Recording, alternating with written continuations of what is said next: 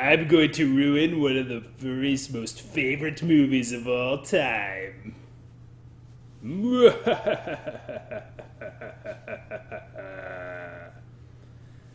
Alright, Zootopia.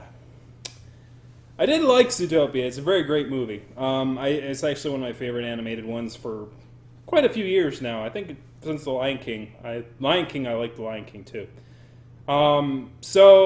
Not. Oh no. Let me. Don't take that out of context. I like The Lion King, not The Lion King 2. Okay. Lion King 2 was okay. It was kind of Romeo and Juliet-ish for me, but Zootopia was great, and I'll probably have my favorite parts and my favorite takeaways from Zootopia in another video, and I'll pop up a link to that video when I do it. But this one, I'm going to ruin it for you. I'm going to ruin the magics of the film and just kind of take it apart piece by piece. Well, just one piece in particular. Now, as a disclaimer, before I go into this deep thing, this is going to be spoilers. There's going to be spoilers in this thing. I've got to spoil it for you to take it apart piece by piece and just kind of ruin the individual parts and stuff like that. Now, as a film, it's great. I mean, it works. And as a disclaimer, before I get into really taking it apart where I want to take it apart, which is basically the antagonist, which, as I said, this is a spoiler review, so I'm going to say it right now. Turn it off if you don't know who it is. May Bellwether.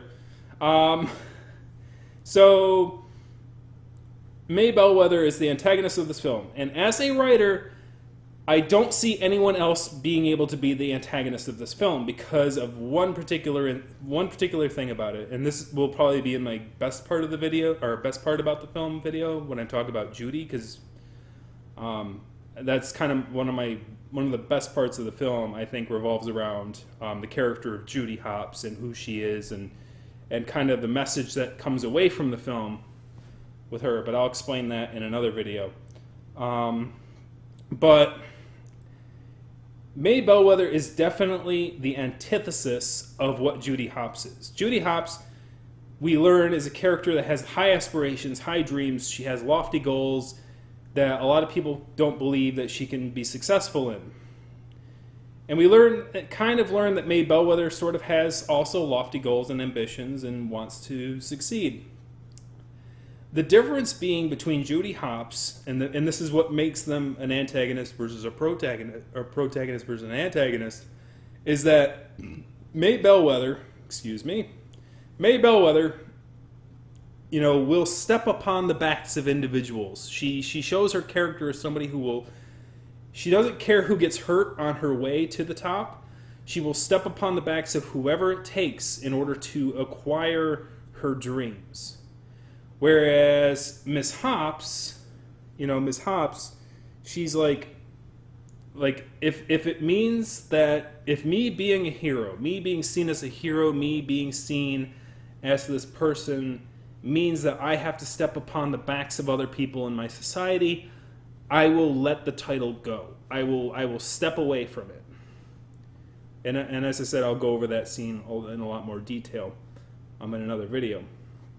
But that being said, when you start taking the methods that the antagonist uses in order to try to acquire her power, in order to try to do what she's trying to do, everything just starts to fall apart. Everything that's believable about the film, everything that's believable about the world, just starts to kind of tinker and fall apart on its own.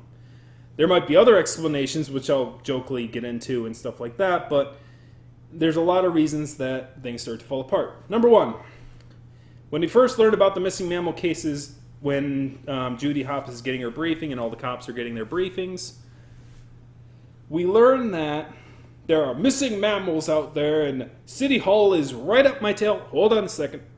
Whoa, hold on a second. We learn later on that Lionheart is basically kidnapping these mammals in order to try and make it so that people don't know that these predators are going crazy, okay? So City Hall, for one, is not up your tail to find these guys, because City Hall is kind of involved in these guys going missing. So, no. Now, of course, one could say, well, maybe May Bellwether is acting on City Hall's behalf and kind of circumventing everything, and kind of she's going up to the police and going, you got to find these guys, because she knows they're going nuts. And she wants everyone to see that these guys are going nuts, but somehow they're disappearing and getting kidnapped right when she makes them nuts, right? So she wants them to find them because she wants everyone to see that they've gone nuts, so that everyone can start going, oh my gosh, predators are scary. Which, by the way, is a very strange thing. It's like you have these two individuals who are not plotting against one another, but for some odd reason know that they're plotting against one another. You have Miss Bellwether, who's creating, these predators who are going crazy, and you have Mayor Lionheart coming right after her and picking them up with these wolves, like hiring a bunch of wolves to pick these guys up as soon as they go crazy, and picking them up and shipping them off and getting them and putting them in prison. So somehow Mayor Lionheart knows that this is going on, but doesn't know why it's going on, but knows where it's going to go on. Okay, unless, May Bellwether once again is going to the mayor and going, this predator's going savage, you got to kidnap them. But then somehow she doesn't know where he's kidnapping them to, so she can lead the cops right to him. You know what I mean? She would be like dropping a little more hints to the police than just going, oh, well, here's where you can find out where these guys are getting kidnapped. She would know exactly who's kidnapping them and where they're kidnapping them to. So, if she's involved in making Lionheart make this bad decision, then she would know exactly how he's making that bad decision. But she doesn't. So they don't know each other are involved. And because they don't know each other are involved, the fact that Lionheart can act as if he knows exactly what May Bellwether is going to do and where she's going to strike next is completely an unbelievable scenario. You see what I'm saying? It doesn't make sense. It's like, how does he know where to send his wolf pack? Oh, movie magic. That being said, the way she's making him go crazy, we go down to these. So basically, what May Bellwether is doing is she's using this super concentrated stuff and shooting at predators and making them go crazy. Okay. So the sort of misnomer and the misthing during the thing is that somebody calls it the night howlers, okay? And then he's like, the florist was talking about the night howlers. He wouldn't stop talking about the night howlers. The florist wouldn't stop talking about the night howlers. The night howlers. And, Judy Hopps, and here's the thing, both Judy Hopps and Nick Wilde believe that the night howlers mean the wolves that eventually kidnap these guys and send them off to the mayor thing. And it isn't later into the film that Judy Hopps realizes that the night howlers actually is referring to the ablacalicibus blah blah blah, the thing that she understands the scientific name for those flowers. And then when you think about it really hard, she calls them a Class C botanical when they're first introduced. Like at the very beginning of the film, where they're introduced as a Class C botanical. So they're an illegal substance of some sort, of some description. They're used on farms, and she's familiar with them. And she's familiar with them under their scientific name. She knows that they're an illegal substance, but she doesn't know their street name. She is a cop, and Nick is a criminal element, okay? He is familiar with the criminal element. He's familiar with scheming, with things. He knows everything about Zootopia, but he doesn't know the street name for night howlers, for that Class C botanical. Are you effing kidding me? Are you kidding me? A cop and a white collar criminal, I guess, but a criminal nonetheless, somebody who's part of the criminal element, who's not there by choice, but there because, they didn't feel they had any other way in life. Their criminal sidekick and the cop both don't know that the street name for this particular flower is a night howler. And didn't kind of make the connection that a florist is ranting about the night howlers and she acquired those night howlers from this weasel guy, and it doesn't click in her mind at all. Like, it's really, really blunt, or it's just really dumb to me. It's like she didn't know that they're called night howlers. Like, the common street name for this thing. Like, to me, it's just a bit of a stretch. Because if she knows that they're a Class C botanical and she knows that they're an illegal substance, when something's an illegal substance, there's always going to be a street name for it, right? Because that's the whole thing. If you start calling it that, if you start using those $4 words or whatever, people are going to know you're a narc, right? So a good cop is going to know the street names of all these drugs, right? Of these things that can cause people to... And by the way, it's well known that those things cause people to go crazy. I mean, it's called night howlers for a reason. Like, if someone's colloquially calling something a night howler, it's probably not because it makes you act the sanest in the world, right? So this flower is colloquially known as a night howler. It's well known that going too close to them or getting too much, being exposed to this thing makes you go crazy. Yet that badger that the frickin' mayor hires in order to figure out what's wrong with these predators, like, these predators are acting super crazy. What could be the problem, doctor? Well, I don't know. Something's making them go crazy. I mean, yeah, okay, this is a super concentrated form of the night howlers, like a super concentrated form. So maybe it's a very exaggerated thing, and maybe the night howlers make you go crazy, but not that crazy. But at the same time, it's like, if you're thinking about, like, if you're thinking, like, what are the symptoms here? Well, they're going absolutely crazy. They're going feral. It's like, as a doctor, someone think it's like, well, what can cause people to do that? What are known things that can cause people to do that? Well, these flowers called night howlers have had instances where people would bite other people after they've been exposed to the thing. So maybe we should look at these flowers and see if that's kind of what is causing this issue. You would think the mayor would have better access to somebody who, like, knows these things, like, knows the night, like, would know, like, medical stuff if she's being hired by the mayor to figure out what the heck's wrong with these things. Stupid badger. I mean, come on. So, that aside, moving down to the final point. And, by the way, this one's a fun one that you don't have to have any advanced explanations for and any silly things like that. This was the original thing that I talked about when talking about the flaws of the film. And it was basically that, her motive doesn't make... Like, her motives make sense and stuff like that, but it just doesn't make sense the methods that she used, May Bellwether. So, my question was, it's like, why didn't she just... Because she lets out these statistics at the very end of the film. And by the way, she even does that wrong. And this is a fun one you could do for your whole family. By the way, kids, don't learn math from Zootopia. You're going to fail. Don't learn ratio translation from Zootopia, because they get it wrong, and somehow they get it wrong. And CinamaSins, you missed this one. This one was a low-hanging fruit. Anyone could see this one. I saw it on the second view through. And because I was listening very closely for that statistic, because I heard that statistic the first time, and it was the thing that made me go on this rant about how, why didn't May Bellwether just run for political office on the thing about prey should rise up against predator?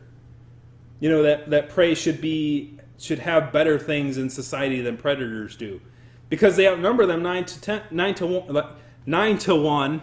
They outnumber them. Say it with me. 9 to 1. 9 to 1. Not 10 to 1. 9 to 1. This is my rant, okay? May Bellwether at the end of the film goes, "Think about it, Judy. Prey outnumber predators 10 to 1." And then, like, within like a sentence, she then goes, "Think about it, 90% of the population coming together against a common enemy." And you're like, wait a minute. Really? Were you guys asleep at the wheel? Like, literally, within one paragraph, you just said 90% is equal to 10 to 1. Now, maybe it's a part of May Bellwether's character. Maybe she's terrible with statistics. But I would think somebody as crafty as her would know that when you're talking 90%, you're talking 9 to 1. Let me lay it out for you how this goes, kids. Because if you use Zootopia as a way to go on if you go to a math test and they go, what is 90% in a ratio? And you go 10 to 1, the key teacher's going to go, that's wrong. And why do you? And then you're going to go, well, I saw it on Zootopia. And you're going to be like, okay, so what is it? Basically, 1 in 10. Now, if you're saying it in that way, 1 in 10 Zootopian citizens are predators, okay? Now, if you're talking about a ratio in which you're saying how many of them versus how many of them, instead of saying 1 in 10, you would say how many basically predators do we, for how many predators, how many prey animals do you have? So for every 9 prey animals you have in Zootopia, you have 1 predator, which in a ratio means you have 9 to 1. If you're saying 10 to 1, that means for every 10 prey animals you have in Zootopia, you have 1 predator, which is not 90%, it's less than 90%. Actually, it's more than 90%. So more than 90% would be prey animals if it was 10 to 1, because that would be 1 in every 11 animals would be, predators. It's weird. It's weird. It's crazy, but that might be why a writer might mess that up. They might go, well, I'm thinking 1 in 10, but I'm going to say 10 to 1, which is not the same thing. Basically, you have to include the total number of your 2 statement into the percentage. So you have to say 9 to 1. Long story short, every time you watch this movie from now on, every time that Miss Mel Bay Bellwether goes, think about, we outnumber them 10 to 1, you shout at the screen, 9! 9 to 1! 9 to 1. It's 9 to 1, not 10 to 1. Oh. Yeah, a simple phrase like that was completely messed up. And I bet you every time one of the people on the Zootopia staff watch this film now, they're like, did we really put that in print? Did we really do that? Oh my God. How embarrassing. But anyways, that aside, that little weird mathematical flummox aside, so let's talk about having 90% prey versus, 90% prey animals in an electorate. Because we're told throughout the film that this is a democracy, right? It might not be an exact democracy where everyone votes on everything. Maybe there's districts and stuff like that. And maybe there's some crazy stuff going on behind the scenes. Maybe it's a representative democracy like America. Who knows? But people vote. And you think about the plot that she's trying to pull off. And you think to yourself, why isn't she doing this plot during an election cycle? Why is she pulling it off while she's the assistant mayor to someone she fundamentally doesn't believe in, first off? The Mayor Lionheart is pro-integration. She's really not, as we come to learn. She really thinks that prey animals should be superior over predator animals. Yet she works under this guy. By choice. And not only does she work under this guy by choice, she's like, well, so here's her plan. I'm going to become the assistant mayor to somebody I fundamentally disagree with, and then I'm going to pull off this convoluted plot that tries to make predators look like super predators, not to be redundant, that makes predators look like crazy people so that predators are seen as an unsafe thing to society and that prey animals rise up against them. While I'm the assistant mayor, and then when the mayor eventually gets thrown out of office because he's a predator for some reason, and then he gets thrown out of office because he's a predator, and everything's going to make things weird, and then so I'm going to become mayor. Occam's razor says, if I'm going to make a plot like that, if I was some prey animal and I was going to make a plot and I was going to have big glasses on my face and talk about politics, oh God, I'm May Bellwether, son of a bee. So, hey, we shop at the same glasses store. What can I say? So if I was going to make a plot like this, I'm just saying, I'm not going to do it. Don't worry, y'all. Okay, but if I was going to do a plot like this, I would be running against the predator. Like if I knew that the opponent's party was going to be a predator thing, I'd be running as a prey animal against them in an opposition party.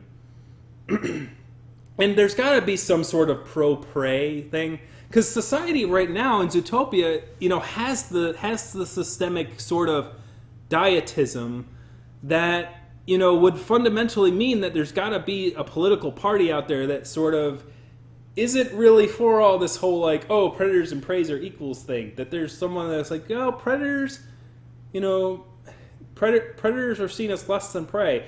And the reason it's got to be that way is because systemically we see it in the film, throughout the film. We have, that whole situation where when a fox joins like this troop, he becomes muzzled because these kids, it's like, yo, you think we're going to trust a fox? They learn that from somebody. They learn it from the adults, okay? So the adults have to be implementing these subtle kinds of dietisms into the society fabric as a whole. So therefore, there's got to be political parties that are basically ingrained in that. I mean, the ideas don't go away, and these things don't go away. You know what I mean? It's my tail was being an issue. So there has to be some sort of political fabric work within that systemic dietism somewhere. So the fact that if I fundamentally agree with that philosophy that prey animals should look down upon predators because predators are like we see predators as shifty and not trustworthy, like, and I believe that fundamentally, as May Bellwether does, wouldn't you be running in the political party that supports that kind of a thing? And while you're running in that political election, while you're in that election season, then you create this little convoluted plot that you're saying, well, I'm going to make these predators go crazy, and then everyone's going to be hesitant to vote for a predator because predators are going crazy, and then I get elected into office because the mayor doesn't know how to combat the fact that predators are going crazy, and then how do I know that how can we be safe when a predator is trying to lead us in a society where predators are going crazy and killing prey animals or attacking prey animals? See, it works a lot better that way because it leaves things up to a thing. You know what I mean? The thing is, like, well, and a lot of people like, oh, well, she's crafty and she's smart and she got on the inside and did all this thing. It's like, it's still hard for me to believe because you don't work with somebody that closely as an assistant without knowing that there's something going on. You know what I mean? That knowing a little bit about their beliefs. How did May Bellwether and Lionheart get together? How did he select her as that? And she obviously is not outspoken with her beliefs, but she really believes them, which is weird. Usually in politics, it's like if somebody really believes that they're part of a superior race, they're not going to pull punches. Can you think of like David Duke saying like, "Oh well, yeah, integration's cool. I believe in integration. I'm gonna be on the Democrat ticket until I figure out, how to take them out from within." It's like, seriously, no. He believes that white people are better than black people. That's David Duke. He's the leader of the KKK. Of course he's going to believe that. It's like people believe that racism is a subtle thing and that people are plotting against the... if someone really believes that their race or their dietism is superior to the other, that they could be sneaky and hide around and do all this thing. But if that is part of your fundamental belief, it's going to get out somehow. It's going to get out there somehow, and somebody's going to notice it, and somebody's going to go, huh, you know that May Bellwether person, she seems to kind of treat predators a little nasty, right? I mean, you notice that, right? I mean, she's so subtle about it, Nick doesn't even know. So you can't touch a sheep's wool. By the way, there's a lot of subtle things in Zootopia like that, which is kind of like, it was so subtle, I didn't even know. It's like, you can't touch a sheep's wool. I didn't know that that was actually a thing until I started looking on the Twitters after a while, and it was like there was somebody in the black community who was like, why do people think they could touch our hair? Like, because they were talking about their dreads and stuff like that when they have like their hair like that, and people are like asking to touch their hair or something like that. I didn't know that that was a thing.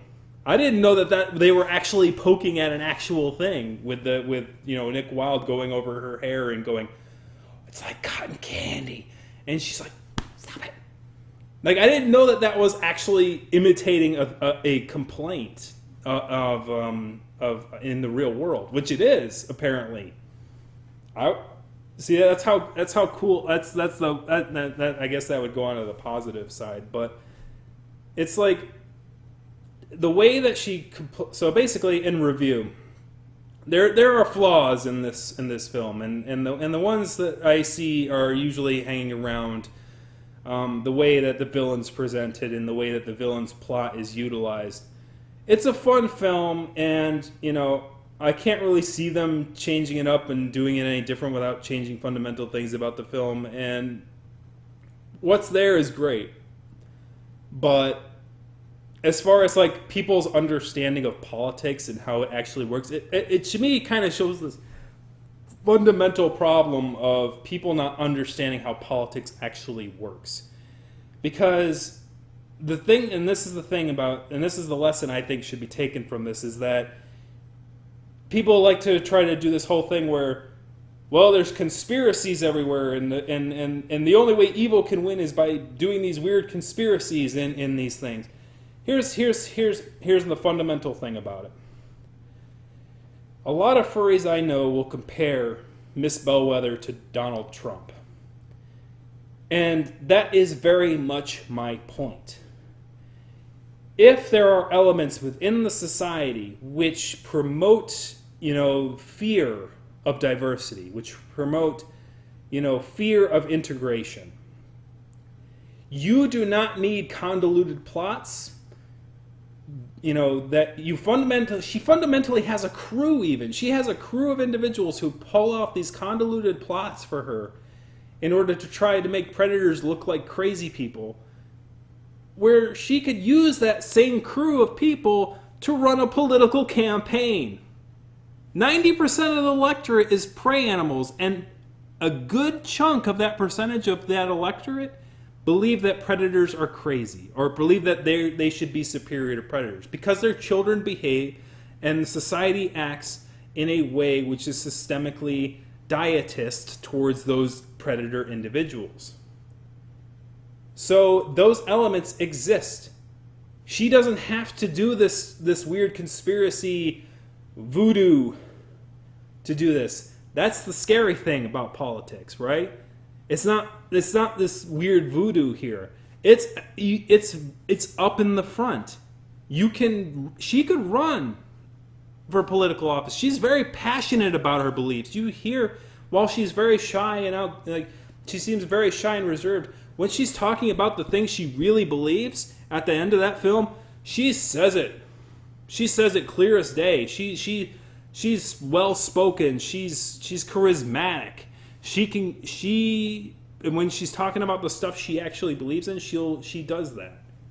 So the fact that she couldn't do that on the political trail and try to convince the prey animals to vote against a more integrated society and to say, well, we don't need to make so much progress. I mean, prey animals are still are still the majority within this society, and predators, we're doing pretty good for predators so far. I mean, they're better than they were. We're treating them better than we did 20 years ago and stuff like that. So, Why not just like continue to stay the course? We don't have to push for integration or anything like that. Let's let's just let things happen naturally. You don't. So that's the thing. You don't need if May Bellwether is Donald Trump. The thing is, Donald Trump's running for office. Okay, there's no reason that she couldn't run for office as well, and maybe supplement her little trickery and stuff like that into the election cycle. But the odds of her working for someone she fundamentally disagrees with and getting so close as to be the assistant to that individual, where she fundamentally doesn't believe that predators should have any power, yet she will be willing to work for one? Could you imagine for a second, David Duke working under a black man, working under a black CEO as an assistant? Can you imagine the leader of the KKK doing that? If you can't imagine the leader of the KKK doing that, it's hard for me to imagine a prey animal who literally believes that predators should be treated as second-class citizens working under a mayor who is, even for a part of a plot or a scheme, working under a mayor such like that. Of course, there's also another alternative, which might, okay, so can I make a plot that could make this thing work? Well, how about Mayor Lionheart is such a jerk that working under Mayor Lionheart for long enough makes you a super bigot against predators. Let's say May Bellwether really liked integration, really liked predators going into the whole thing, but after working under Mayor Lionheart for like a year or so, she's like, she started to loathe all predators. Makes you think a little differently about Mayor Lionheart, doesn't it? But other than that, it's like, and that's even a stretch. So, but to me, it's like, that's, to me, is the fundamental problem of the film. And I think it's because people don't understand the true threats in a democracy. The true threats in a democracy is not the people in office. It's the people who elect those people. You understand what I'm saying? It's the people, it's the fundamental systemic problems within society that allow those ideas to exist in the political realm. If those fundamental things didn't exist at the level of the people, if the biases and those problems didn't exist at the fundamental constituency level, they don't get into those positions of power. And Zootopia is like a utopia is trying to present it is, well, people would never elect somebody like May Bellwether in a society without having some weird thing conspiracy happening. So, but that's not the case. You don't need some weird convoluted plot to make things look like a super predator, to make these things happen this way. You don't need those things. You don't need those elements. Those elements already exist. They already exist within the Zootopian society. She was giving them a little push, but it doesn't make sense, the methods or the reasons that she was there to begin with and everything else like that. So, what do you think? This is a long rambling thing about why I think that there's elements within the thing that doesn't work. You may disagree. I know I've had people disagree with me in the past on that particular plot element, but there was a lot of stuff, and so it's far from a perfect film, but it's a great film, and I still love it, and I still watch it, and it's still great. And despite all these nits things, here's the thing, and here's how I'll end on the thought I'll end on. If I didn't like this film, I wouldn't be rambling about it for a half hour, okay? I wouldn't be rambling and critiquing these little plot points for a half hour. Because I think as writers and as artists and as things like that, we need to look at things with a critical eye. We need to understand the elements that we understand and take a look at them really closely and think about, things like this. And because it's fun to talk about elements of a film to the point of silliness. I mean, we have entire YouTube channels that do that. So, despite my feelings on it, I still really, really like this film. And I hope that this doesn't ruin a film for you. That was not my intent of the video. It was to make you think a little more critically about the films that you enjoy. And if anything, if anything though, I hope that whenever you see this film from now on, whenever she says 10-1, you'll shout at the screen for me, 9-1. 9-1. Not 10-1. Okay? That's just the whole takeaway. That's the only element. Every other thing is up to conjecture and opinion. But that one's not, okay? 9-1 is not an opinion. 9-1 is a fact. 9-1. All right? I'm getting the hop out of here. See you later, guys.